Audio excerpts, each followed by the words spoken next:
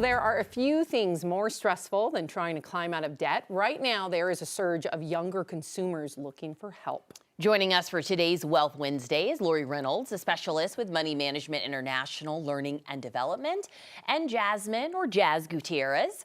Welcome to both of you, especially Jazz, for being willing and open to talk about kind of your experience, because that's how people really learn. I know that's how I learn, is hearing like from the horse's mouth. But let's start with you, Lori. Talk to us about the factors contributing to younger folks being in debt. Yes, what we're finding is that there are the younger demographic.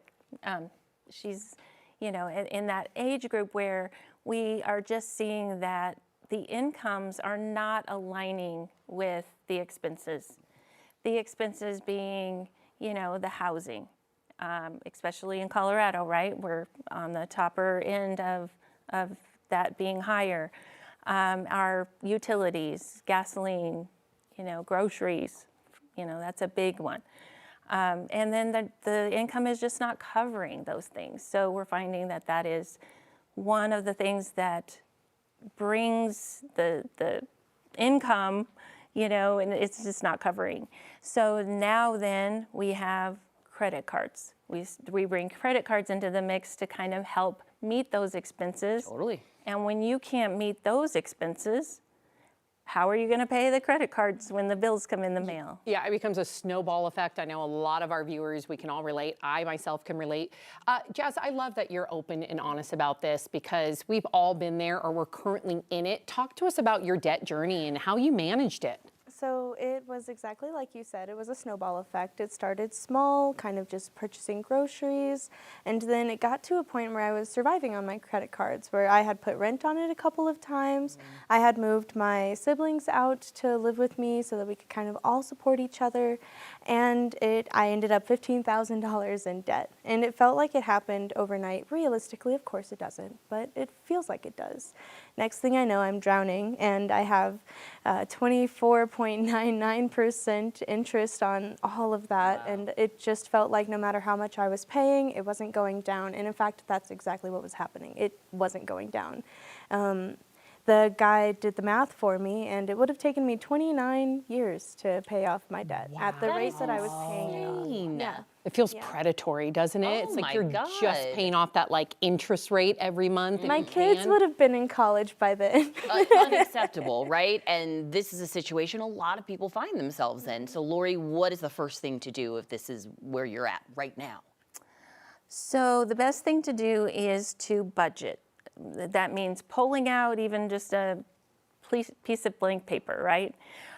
There's a lot of ways, a lot of tools to budget.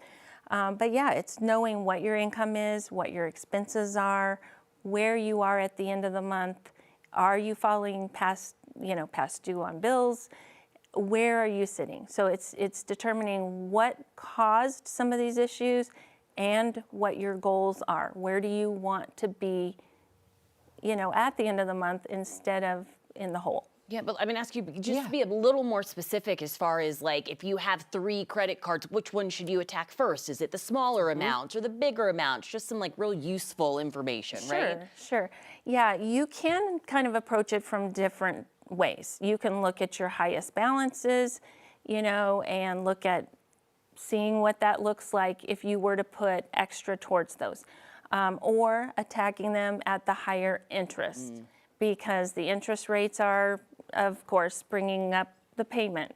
So do you want a lower payment? Do you want, it's different for every situation, but you can certainly address it from And to have a ways. plan is what I'm hearing. So Jazz, how did you do it? Because you did it. I did. I reached out to Money Management International. They helped me consolidate my debt. So I had 2 credit cards that were both $7,500 and something, and it was a lot. They put me on a 4-year plan, and that turned into a 10% interest rate. Nice. Much more manageable. And I went from paying about $500 a month to each credit card separately to paying, I think, $349 to both cards at the same time. And it's actually a manageable time frame, and I actually used that time frame as the amount of time that I had to get it together. And from there, my next goal was to get a house. Oh my gosh. Did you do that? I'm working on it. Yeah. Okay, we'd love to see And it. she'll do it. It's attainable now. Amazing. Yeah. All right, well, thank you both for sharing. We learned a lot. Thank you, Lori. Yeah, and thank Jazz. you. Thanks for your Thank time. you. I appreciate course. Yes, letting me be appreciate it. here.